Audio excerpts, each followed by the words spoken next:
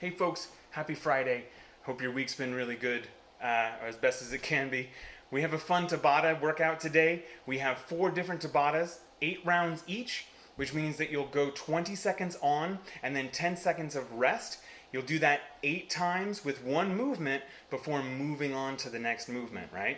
So each Tabata has, you're going to do it 8 times and then move on. All right. So your first Tabata is going to be a hang power or a hang snatch or a hang power snatch. So if we have our handy dandy backpack, you want to keep this at one weight. You'll use it again for the 4th Tabata. So pick a weight that you can either go really fast so that you can get a lot of reps into that 20 seconds, or go heavy so that those reps are really worth it.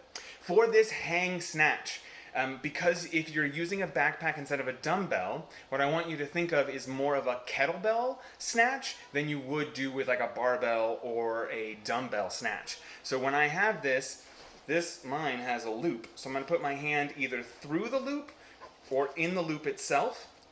I prefer in the loop.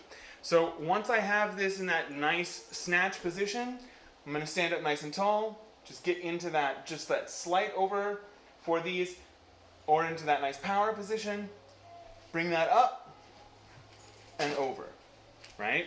And then you'll switch each time, really thinking about that kettlebell snatch for each of those movements, okay? Remember, 20 seconds of intense work, 10 seconds of rest. Don't walk around during that 10 seconds. You want to get right back into it once that Tabata starts. You'll have a minute of rest between each Tabata. Take your big rest there.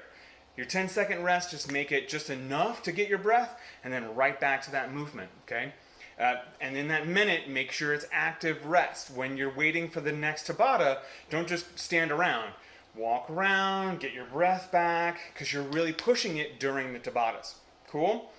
So second movement is a new one. It's a plyometric push-up. So essentially what that means is that instead of just our normal back and forth push-up, we're really going to feel this explosion from the bottom, and we're going to try and get our hands off the ground, right? So it'll look something like this.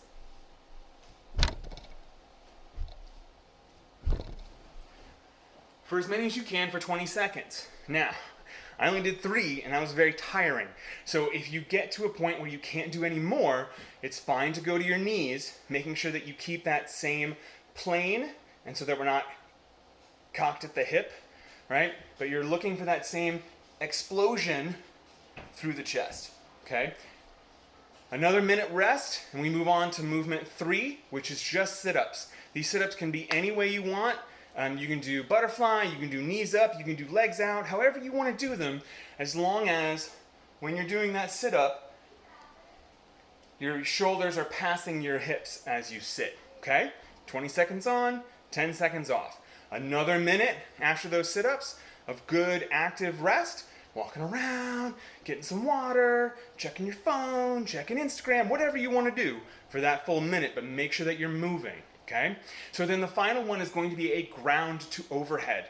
So you can choose to make your backpack heavier in that 1 minute, but I wouldn't. Just stick to one weight and move that weight as fast and efficiently as possible, right? That's what we're doing in CrossFit. So that same ground to overhead, I'm going to have that touch the ground each time, and each time I can make this a clean and a push jerk. I can make this a snatch. Any way that you can get that weight from the ground overhead as many times with as good form as you can in that 20 seconds, go for it. Remember to take that good solid break between. We're just going to go those 4 movements 8 times through each Tabata, and we'll see you next week.